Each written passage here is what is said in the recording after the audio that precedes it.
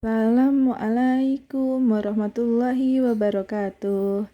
Hari ini kita akan melanjutkan materi tema 7 subtema 2. Silahkan teman-teman bisa membuka Pupena 5C halaman 111. Silahkan menyimak video berikut ini. Anak-anak, untuk mencapai kemerdekaan Indonesia, ada badan-badan yang sengaja dibentuk untuk mempersiapkan kemerdekaan Indonesia. Badan apa sajakah itu? Yang pertama ada BPUPKI, yang merupakan singkatan dari Badan Penyelidik Usaha-Usaha Persiapan Kemerdekaan Indonesia. Nah, dalam bahasa Jepang, BPUPKI ini bernama Dokoritsu Junbi Kosakai. Nah, Ketua BPUPKI adalah Dr. Rajiman Widyodiningrat. Nah, BPUPKI ini dibentuk oleh Letnan Jenderal Kumakichi Harada pada tanggal 1 Maret 1945. Kemudian, badan yang kedua adalah PPKI, yang merupakan singkatan dari Panitia Persiapan Kemerdekaan Indonesia. PPKI ini adalah pengganti dari BPUPKI. Nah, dalam bahasa Jepang, PPKI bernama Dokoritsu Junbi Inkai. Nah, PPKI dibentuk sebagai pengganti BPUPKI pada tanggal 7 Agustus 1945, di mana Ketua PPKI adalah Insinyur Soekarno. Nah, sekarang kita membahas tentang peristiwa proklamasi kemerdekaan. Proklamasi menjadi peristiwa paling bersejarah bagi bangsa Indonesia. Proklamasi menjadi tonggak sejarah berdirinya bangsa Indonesia menjadi negara yang merdeka dan juga berdaulat. Proklamasi menjadikan bangsa Indonesia terlepas dari penjajahan. Proklamasi juga menjadi awal bagi bangsa Indonesia untuk menentukan nasibnya sendiri. Pada akhir bulan Juli 1945, Jepang menyetujui pemberian kemerdekaan kepada Indonesia pada tanggal 7 September 1945. Nah, awalnya Jepang ini akan menghadiahkan berupa kemerdekaan kepada Indonesia yaitu pada tanggal 7 September 1945. Namun, pada tanggal 6 dan 9 Agustus 1945, bom atom dijatuhkan sekutu di kota Hiroshima dan Nagasaki. Jadi pada tanggal 6 Agustus, itu kota Hiroshima dibom atom, dan tanggal 9 menyusul kota Nagasaki. Kedua kota ini merupakan kota penting yang berada di Jepang.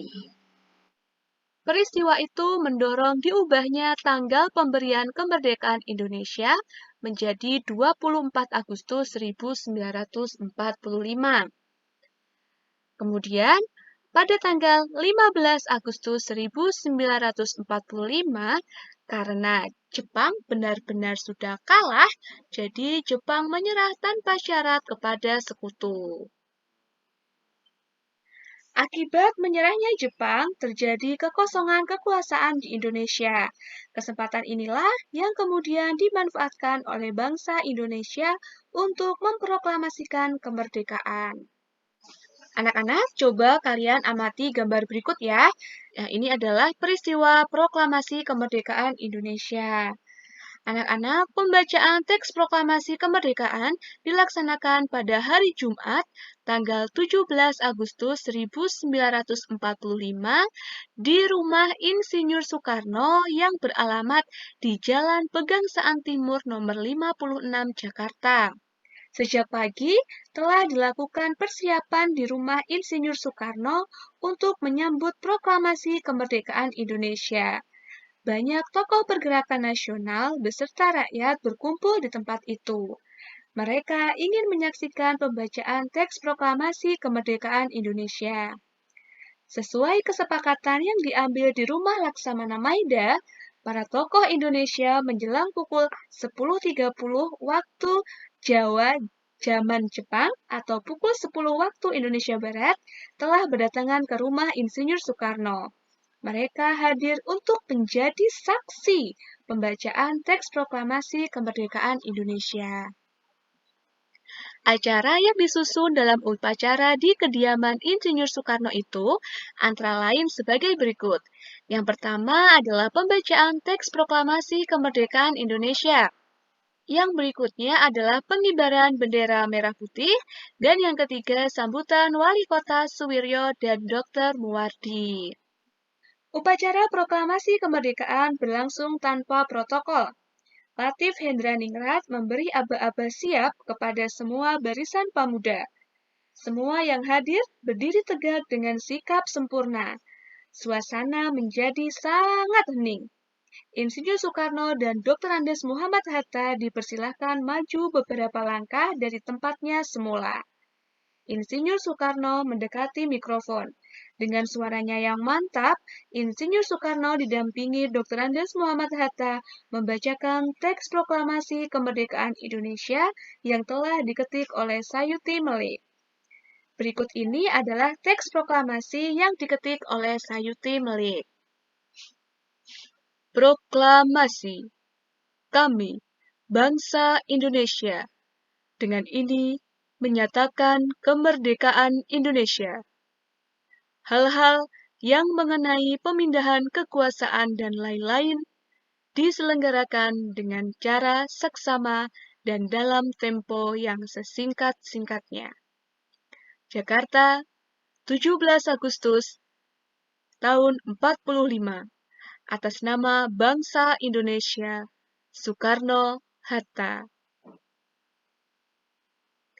Anak-anak, dan inilah naskah proklamasi yang ditulis tangan oleh Insinyur Soekarno. Kemudian ini adalah naskah yang sudah diketik oleh Sayuti Melik. Anak-anak, naskah proklamasi ditulis tangan oleh Insinyur Soekarno dan kemudian diketik oleh Sayuti Melik. Naskah proklamasi ketikan Sayuti Melik ditandatangani oleh Insinyur Soekarno dan Dr. Andes Muhammad Hatta atas nama bangsa Indonesia. Pengibar bendera merah putih saat proklamasi diadakan yaitu S. Suhud atau Sudanjo Suhud dan Latif Hendraningrat. Bendera Sang Saka Merah Putih dijahit oleh Ibu Fatmawati. Nah, Ibu Fatmawati ini adalah istri dari Presiden Soekarno. Anak-anak, kita tahu bahwa teks proklamasi dibacakan pada pukul 10 waktu Indonesia Barat ya. Nah, menurut kalian, bagaimana ya kira-kira cuaca dan suhu udara pada saat itu? Apa yang kamu rasakan saat ini pada pukul yang sama, yaitu pada pukul 10 waktu Indonesia Barat? Bagaimanakah suhu udara saat ini? Panas ataukah dingin? Suhu udara yang kita rasakan sangat terpengaruh oleh sinar matahari anak-anak. Jika intensitas sinar matahari tinggi, maka suhu udara pun akan tinggi. Sebaliknya, jika intensitas cahaya matahari rendah, suhu udara pun akan rendah. Hal tersebut juga berkaitan dengan perpindahan kalor secara radiasi dari matahari. Anak-anak, masih ingatkah kamu bahwa jika suhu benda tinggi, maka kalor yang dikandung oleh benda tersebut juga besar atau banyak? Sebaliknya, jika suhu benda rendah, maka kalor yang dikandung oleh benda juga kecil atau sedikit. Anak-anak, contoh bahwa kalor dapat mengubah suhu benda yaitu pencampuran antara air panas yang memiliki suhu tinggi dengan air dingin yang memiliki suhu rendah. Ketika kalian mencampurkannya, maka suhunya akan sedikit turun, yaitu akan menjadi air hangat. Anak-anak, kemerdekaan seperti yang sekarang ini kita rasakan tidaklah terjadi begitu saja. Namun, kemerdekaan terjadi melalui proses yang sangat panjang. Berbagai peristiwa, usaha, dan pengorbanan turut andil dalam mencapai kemerdekaan, khususnya peristiwa penyusunan dan pembacaan teks proklamasi. Tidak bisa dipungkiri bahwa peran dan jasa tokoh-tokoh pejuang kemerdekaan sangatlah besar. Dengan segenap jiwa dan raga, mereka bersatu padu mempersiapkan proklamasi. Mereka bekerja sama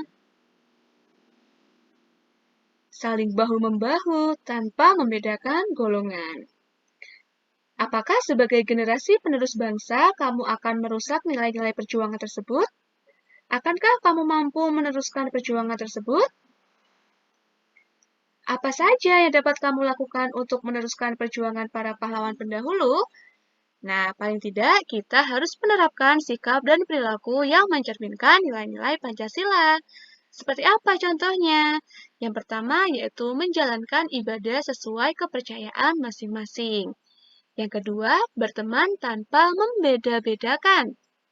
Yang ketiga, menghargai pendapat teman. Dan yang keempat, tidak mengganggu teman yang sedang beribadah. Nah, sedangkan sikap dan perilaku yang tidak mencerminkan nilai-nilai Pancasila, contohnya sebagai berikut ini. Tidak boleh dicontoh ya anak-anak, yaitu tidak peduli kepada orang yang sedang terkena musibah. Yang kedua, menghina keadaan orang lain. Yang ketiga, melarang orang lain untuk menjalankan ibadah sesuai kepercayaannya. Dan yang keempat, tidak mencintai produk buatan dalam negeri, sukanya membeli produk-produk yang dari luar negeri.